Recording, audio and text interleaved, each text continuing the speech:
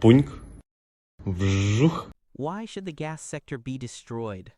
Hi, my name is Ezra Moore, and this is my honest opinion. Let's set the stage, so to speak.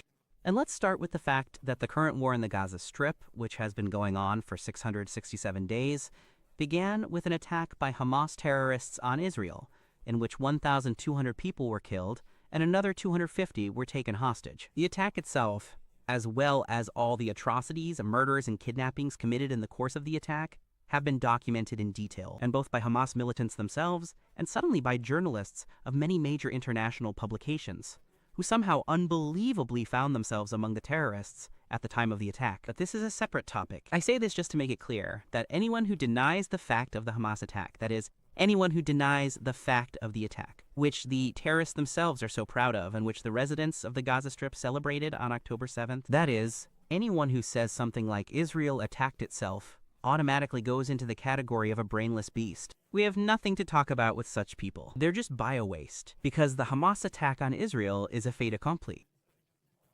It is also a fact that 22 months have passed since that attack, which killed 1,200 people and took another 250 hostages and started the current war. During which time, Muslims with breadcrumbs for brains and similarly intellectually inferior left liberals all over the world have been whining and crying about genocide, humanitarian catastrophe, hunger, dead children, and other nonsense that we are not particularly interested in. And if some of them still do not understand why dead children and hunger in the Gaza Strip is not interesting for us, I explain for them, because everything is very simple. Because today, after 22 months of this alleged famine, and after 22 months, during which, if Islamists and other liberals are to be believed, there should not have been any living children left in the Gaza Strip at all. Meanwhile, 50 Israeli hostages are still being held captive in the Gaza Strip, and Hamas terrorists, derailing deal after deal, refuse to release 50 people who did not come to Gaza on their own, who are not there of their own free will, who were kidnapped, tortured, and many were killed, because only 20 of the 50 hostages are officially alive. And while these 20 people, who were kidnapped by terrorists almost 2 years ago, remain in the Gaza Strip, now listen to me very carefully, don't miss a single word. Israel has the right to do whatever it wants with that piece of land and those who live on that piece of land in order to get its citizens back. And if it is necessary to cut off humanitarian aid, Israel will cut off humanitarian aid. You don't like it? Give back the hostages that you kidnapped by starting this war you dragged into the Gaza Strip, and that you've been forcibly holding captive for 2 years now. No? Okay. Then we have to cut off the water and the electricity. You don't like it? Give back the hostages that you kidnapped by starting this war that you dragged into the Gaza Strip and that you have been forcibly holding captive for 2 years. No? Fine. Then you should bomb the hell out of your mosques, your schools, your hospitals, and at home. Don't like it?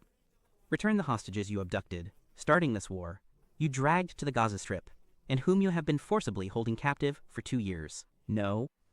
Okay, this means that it is necessary to level Rafia Canyon with Beit Hanun and Gaza itself to the ground, leaving no stone unturned. Don't like it? Well, return the hostages that you abducted starting this war, you dragged to the Gaza Strip, and whom you have been forcibly holding captive for 2 years now. No? Okay, so it is necessary to annex the territory of the Gaza Strip until only memories remain of it. And this will continue until Israel achieves its goals. And yes, if necessary, you can even drown the entire Gaza Strip in hydrochloric acid. This is also quite a working option. After all, Israel has the right to do whatever it deems necessary with the Gaza Strip and the population of the Gaza Strip, as long as the hostages abducted by these terrorists 2 years ago remain in the hands of the terrorists, which caused this war.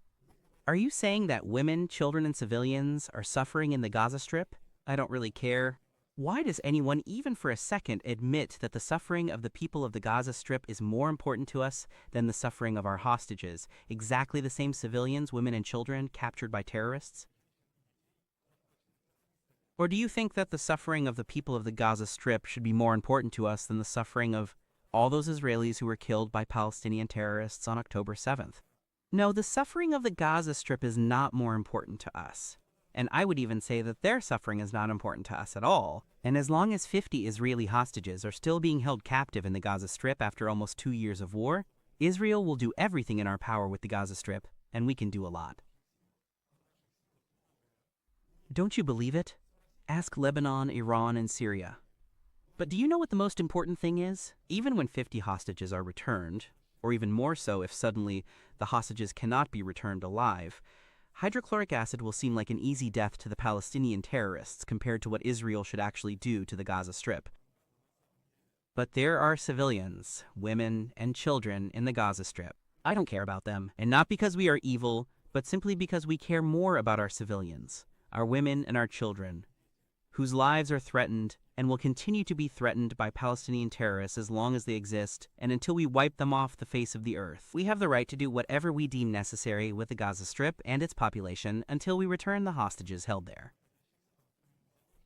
Yes, but after that, we will do whatever we deem necessary with the Gaza Strip until we are guaranteed to rid ourselves of the threat of a new attack, like the one that happened on October 7th. And if that means destroying the Gaza Strip, even along with its entire population who did not want to leave, even though they have the opportunity, then so be it. Not because we can just do it, and not because we have every right to do it, but because it's a matter of our future security, which, you won't believe it, is much more important to us than the suffering of the terrorists, the mothers who raise these terrorists, and the underage terrorists whom you consider to be dead children.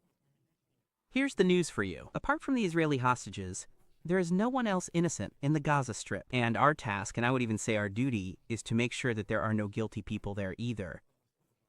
The Gaza Strip, in its current form, must be destroyed. Good luck. Пуньк. Вжух.